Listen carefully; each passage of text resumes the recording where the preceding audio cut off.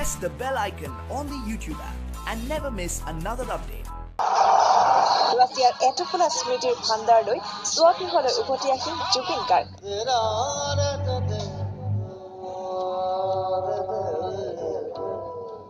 সংগীত জগতৰ পৰা খন্তেক সময় আঁতৰি থাকিলেও ফুটবল জগতৰ ৰোমাঞ্চকৰ বাতৰি সোশ্যাল মিডিয়াৰ যোগে জুবিন গাৰ্গে প্ৰেৰণ কৰিছিল অনুৰাগীলৈ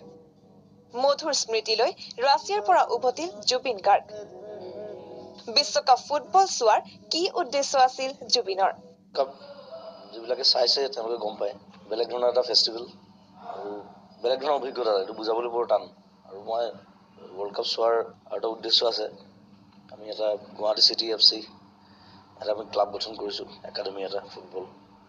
আমাৰ বহুত ভাল ভাল ল'ৰা ছোৱালী আছে ভাল খেলে কিন্তু তেওঁলোকে ফ'কাছ নাপায় বা সেই ধৰণৰ আপলিফমেণ্টটো নাপায়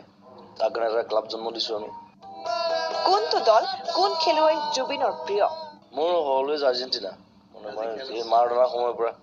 অসমত বহু সম্ভাৱনাপূৰ্ণ ফুটবল খেলুৱৈ আছে ভাল প্লেটফৰ্মৰ অভাৱত প্ৰকাশ নহয় তেওঁলোকৰ প্ৰতিভা অসমৰ ফুটবল জগতক লৈ সপোন ৰচিছে জুবিন গাৰ্গে যে বেলেগ বেলেগ জেগাত মাটি চাব দিছোঁ যাতে আমি সুন্দৰকৈ এটা একাডেমি গঠন কৰিব পাৰোঁ য'ত ল'ৰা ভালকৈ খেলিব পাৰিব শিকিব পাৰিব আৰু মোৰ কেইবাজনো বন্ধুৱে হেল্প কৰিম বুলি কৈছে দুজনমান বাহিৰত থাকে চ' এটা ভাল ফুটবল একাডেমি অসমত গঠন কৰিবলৈ এটা চেষ্টা দিছোঁ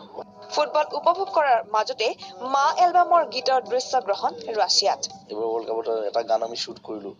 এটা ধুনীয়া গান এটা যিটোকে মই গাইছোঁ এইবাৰ বেছিভাগ প্ৰগ্ৰেমত প্ৰথম গান সেইটোৱে গাইছোঁ মোৰ মনৰে কল্পনা এইটো মা বুলি এটা এলবাম কৰি আছোঁ মই আজি 4 বছৰ হ'ল আমি পূজাৰ সময়ত ৰিলিজ দিম চাগে দিৱালীৰ পিছত মোৰ মনৰে কল্পনা বাটাৰ ভিডিঅ'টো লিক কৰা হৈছে মই ব্যক্তিগত হোৱাটছএপ গ্ৰুপলৈহে প্ৰেৰণ কৰিছিলোঁ ভিডিঅ'টো এইটো মই ছ'চিয়েল মিডিয়াত দিয়া নাছিলোঁ আচলতে মই গ্ৰুপত দিছিলোঁ আমাৰ ইটছ এ ফানি ভিডিঅ' আৰু কোনোবাই তাৰ পৰা কেনেবাকৈ লিক হ'ল লৈ পেলাই এইটো দিছে সাধাৰণ কথা এটা আৰু জমনি ঘটনা এটা এইটো মই শ্বেয়াৰ কৰিবৰ কাৰণে মই গ্ৰুপত দিছিলোঁ জুবিন গাৰ্গৰ পৰৱৰ্তী প্ৰজেক্ট কি ভ্ৰমণ বিলাসী জুবিনৰ পৰৱৰ্তী ভ্ৰমণৰ ঠাই ক'ত এণ্টাৰ্কটিকা চাব মন আছে আৰু এমেজন আমি প্লেন কৰিছোঁ এমেজন মোৰ এখন প্ৰিয় ঠাই তাত চাব যাম ডিচেম্বৰ প্লেন কৰিছোঁ চাওঁচোন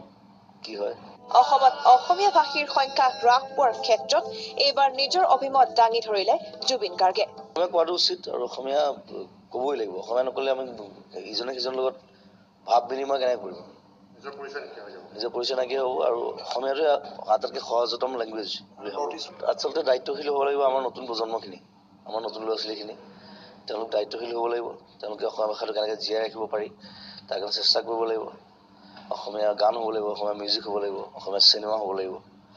আৰু এইটো মোৰ আহ্বান সকলো দিল্লীৰ পৰা সাৰস্বত গোস্বামীৰ সহযোগত পল্লৱী বৰাৰ ৰিপৰ্ট